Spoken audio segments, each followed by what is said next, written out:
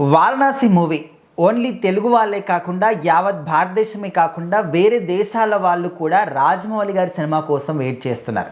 మరి మహేష్ బాబు గారు రాజమౌళి గారి కాంబినేషన్లో రాబోతున్న ఈ బిగ్గెస్ట్ మూవీ ఎప్పుడు రిలీజ్ అవుతుంది అంటే రీసెంట్గా కొన్ని బ్యానర్లు కనిపిస్తున్నాయి వారణాసిలో అని చెప్పేసి అంటున్నారు. అసలు అది నిజమేనా? నిజమైతే నిజంగానే ఆ డేట్కి వస్తుందంటారా? సో మరి మహేష్ బాబు గారు చేస్తున్న వారణాసి సినిమా ఎందుకంటే చాలా ప్రెస్టీజియస్ ప్రాజెక్ట్ అనమాట. ఆయన ఫ్యాన్స్ అందరూ కూడా ఇంకా ఇది చిరస్థాయిగా నిలిచిపోయే సినిమా అని ఫీల్ అవుతున్నారు. ఎందుకంటే రాజమౌళి గారు మహేష్ బాబు గారు for the first time collaboration కాబట్టి సో మరి ఈ సినిమా ఎలా ఉండబోతుందని అంచనాలు ముందు నుంచి ఉన్నాయి.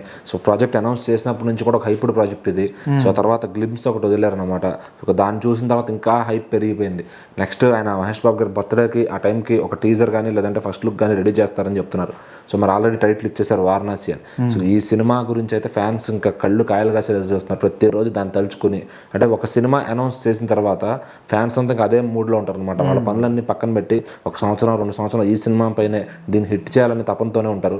సో ఆ రకంగా ఈ సినిమాని అయితే తీసుకెళ్తున్నారు అనమాట రాజమౌళి గారు. మరి అయితే సడన్గా వారణాసి ఏరియాలో అంటే రియల్ వారణాసిలో 2 బ్యానర్స్ వెలిచాయనమాట.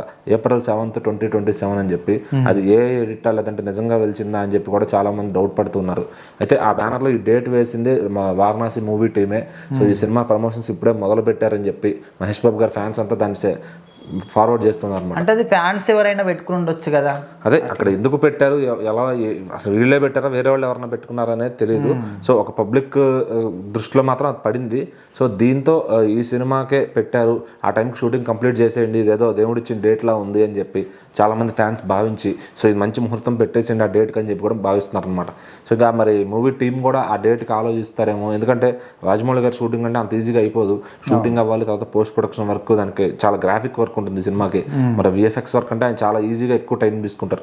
మరి ఆ టైంకి అంతా ప్రమోషన్స్ చేయాలి, వర్క్ చేయాలి, అన్నీ చేసుకోవాలంటే కనుక ఖచ్చితంగా చాలా టైం పడుతుంది.